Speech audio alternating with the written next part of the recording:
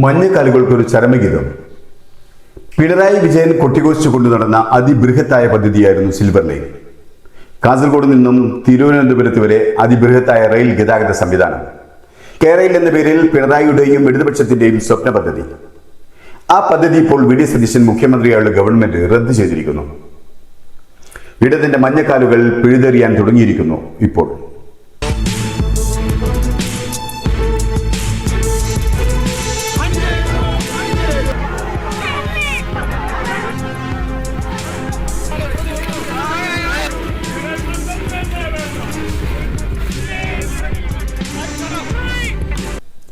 Silver line പദ്ധതി ഔദ്യോഗികമായി പ്രഖ്യാപിക്കുകയും പ്രാരംഭ നടപടികൾ വേഗത്തിലാക്കുകയും ചെയ്തത് പ്രധാനമായും 2020-21 കാലഘട്ടത്തിലാണ്.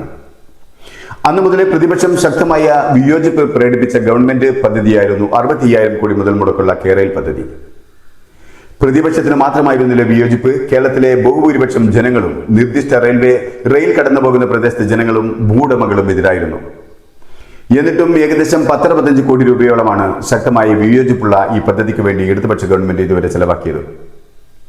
കാസർഗോഡ് മുതൽ തിരുവനന്തപുരം വരെ ഏകദേശം 530 കിലോമീറ്റർ വരെ ദൈർഘ്യമാണ് ഈ പദ്ധതിക്ക് കണക്കാക്കിയിരുന്നത്. ഏകദേശം 4 മണിക്കൂറിൽ കുറവ് സമയം മാത്രമേ ഇത്രയും കിലോമീറ്റർ താണ്ടാൻ ആവശ്യമുള്ളൂ എന്നുള്ളതാണ് ഏറ്റവും വലിയ മെച്ചമായി കണ്ടിരുന്നത്. കേരളത്തെ വിഭജിച്ചുകൊണ്ട് ഒരു നാഷണൽ ഹൈവേ പോയത് തന്നെ അതിവിനാശകരമായ ഒന്നായാണ് പ്രകൃതി സ്നേഹികൾ കാണുന്നത്. സിൽവർ ലൈന് പല ഭാഗങ്ങളിലും തറനിരപ്പിൽ നിന്നും 4 മീറ്ററിലധികം ഉയരം വന്നേക്കാം. ചില ഭാഗങ്ങളിൽ പില്ലറുകൾ ഉപയോഗിച്ച് ഉയർത്തിയേക്കാം. പാതയുടെ ഇരുഭാഗങ്ങളിലുമായി ഓരോ ഭാഗത്തും 10 മീറ്റർ സുരക്ഷാ മേഖലയുണ്ടാകും. എന്നാൽ ബഫർ സോൺ അഥവാ സുരക്ഷാ മേഖല 10 അല്ല 30 മീറ്റർ എന്നും അഭിപ്രായമുണ്ട്. ഇപ്രകാരം ഓരോ പ്രദേശവും വെട്ടിമാറ്റിക്കൊണ്ട് വേണമായിരുന്നു ഈ പാത കടന്നുപോകാൻ. സാധാരണ ട്രെയിൻ യാത്രക്ക് 10-12 മണിക്കൂർ സമയമെടുക്കുമ്പോൾ 4 മണിക്കൂറിൽ കുറവ് സമയം ആരെയും ആശ്ചര്യപ്പെടുത്തും എന്നതിൽ സംശയമില്ല. ഈ അതിവിശാലമായ പദ്ധതിക്കായി ഗവൺമെന്റ് കണക്കാക്കുന്ന തുക ഏകദേശം 65,000 കോടി രൂപയായിരുന്നു. അത്രയൊക്കെ പണം ചെലവാക്കിയിട്ട് ആർക്കാണ് ഇതുകൊണ്ടുള്ള നേട്ടം? നമുക്ക് നോക്കാം ആർക്കാണ് ഇതുകൊണ്ടുള്ള നേട്ടമെന്ന്. അത് നമ്മുടെ സഖാവ് എം.വി. ഗോവിന്ദൻ നമ്മോട് പറയുന്നുണ്ട്. 39 ട്രെയിൻ തിരുവനന്തപുരത്ത് നിന്ന് കാസർഗോഡേക്ക്, 39 ട്രെയിൻ കാസർഗോഡ് നിന്ന് തിരുവനന്തപുരത്തേക്ക്. ഒരു ട്രെയിനിനും ടിക്കറ്റൊന്നും ബുക്ക് ചെയ്യേണ്ട കാര്യമില്ല. നേരെ കയറി കണ്ണൂരിൽ നിൽക്കുക. ഇപ്പോൾ ട്രെയിൻ വന്നോ? ഇപ്പോൾ പോയി. ഇനി എത്ര വേണം? 20 മിനിറ്റ് കഴിഞ്ഞാൽ രണ്ടാമത്തെ ട്രെയിൻ വരും. നിങ്ങൾക്ക് പാച്ചേരിയിൽ നിന്ന് ബസ് കിട്ടണത്തിന് എത്ര മണിക്കൂർ വേണം? ഇപ്പോൾ പാച്ചേരിക്കുന്ന ഒരു ബസ്സിന് കണ്ണൂർ പോകണമെങ്കിൽ എത്ര സമയം പോകണം? എത്ര കാത്തിരിക്കണം? 1/2 മണിക്കൂർ. ഇതെത്രയേ കൊണ്ടു? ഇത് കയറി നിന്ന് 20ാമത്തെ മിനിറ്റിൽ വരും. ഇപ്പോൾ ഒരു 10 മിനിറ്റ് മുമ്പ് പോയി. അപ്പോൾ എത്ര മിനിറ്റ് ഇരിക്കണം? 10 മിനിറ്റ്. 10 മിനിറ്റ് കൊണ്ട് ട്രെയിനായി. അപ്പോൾ തന്നെ ടിക്കറ്റ് എടുക്കുക, അപ്പോൾ തന്നെ കയറാം. എന്താ കാരണം? ഓരോ 20 മിനിറ്റിനും ട്രെയിനാണ്. കാസർഗോഡ് നിന്ന് തിരുവനന്തപുരത്തേക്കുള്ള ദൂരം കൈകാര്യം ചെയ്യാൻ എത്ര മണിക്കൂർ വേണമെന്ന് അറിയാം നിങ്ങൾക്ക്? 3 മണിക്കൂർ 54 മിനിറ്റ്. കാസർഗോഡ് നിന്ന് കയറിയാൽ 3 മണിക്കൂർ 54 മിനിറ്റ് കൊണ്ട് എത്തും തിരുവനന്തപുരത്തും. അപ്പോൾ കൊച്ചിയിലേക്കുള്ള ദൂരത്തിലായിരിക്കും. ഇവിടുന്ന് കൊച്ചിക്ക് പോകണം. പണ്ടെല്ലാം കൊച്ചിക്ക് പോകാമെന്ന് പറഞ്ഞാൽ തന്നെ വലിയ പണിയാണ്. ഇപ്പോൾ നേരെ കണ്ണൂരിൽ നിന്ന് കൊച്ചിക്ക് പോകാൻ എത്രയേ കൊണ്ടു? 1.5 മണിക്കൂറുണ്ടായാൽ കൊച്ചിയിലെത്തി. ഇവിടുന്ന് ചായയും കുടിച്ച് പോവാ, അവിടുന്ന് ഭക്ഷണവും കഴിഞ്ഞ് തിരിച്ചിങ്ങോട്ട് വരാം. വൈകുന്നേരം വീട്ടിൽ വന്നിട്ട് ഭക്ഷണം കഴിക്കാം. കൊച്ചിയിൽ നിന്ന് കേട്ടല്ലോ. 39 ട്രെയിൻ അങ്ങോട്ടും ഇങ്ങോട്ടും ഒരു ദിവസം ഓടുന്നത് കൊച്ചിയിലും എറണാകുളത്തും ഒക്കെ പോയി സദ്യ കഴിച്ചു വരാനാണ്. അതിനപ്പുറം സാധാരണക്കാരൻ എന്ത് നേട്ടമാണ് ഇതുകൊണ്ടുള്ളത് എന്ന് സഖാവ് ഗോവിന്ദൻ മാഷിന് പോലും പറയാനാവുന്നില്ല.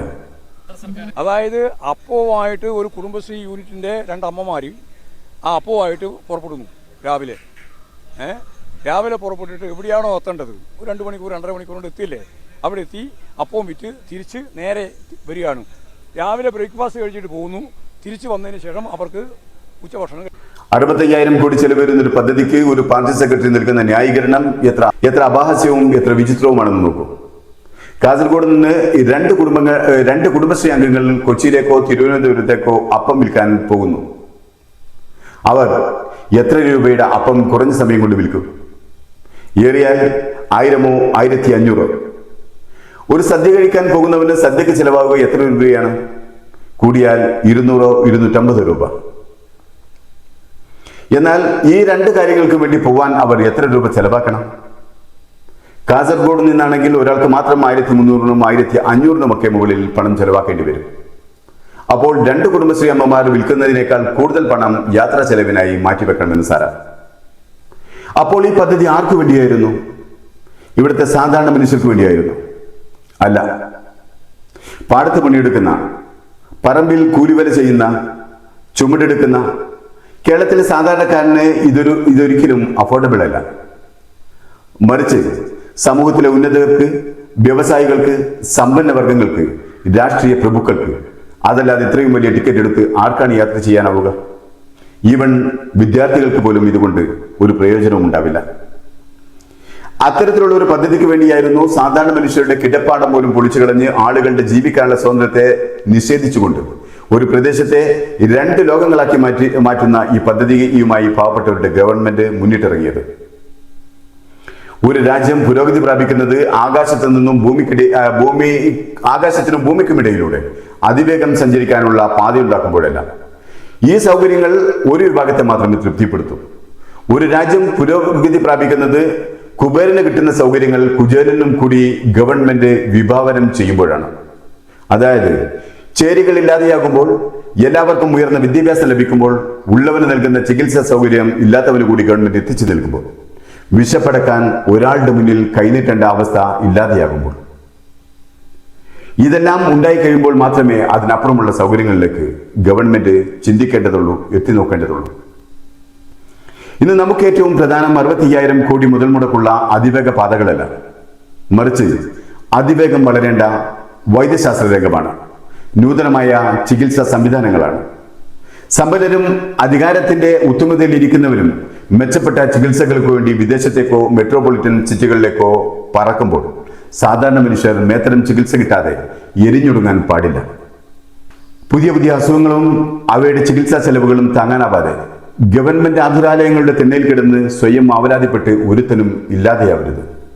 ഉള്ളവനും ഇല്ലാത്തവനുമാരുടെ ജീവൻ നിലനിർത്താൻ അവകാശമുണ്ട്.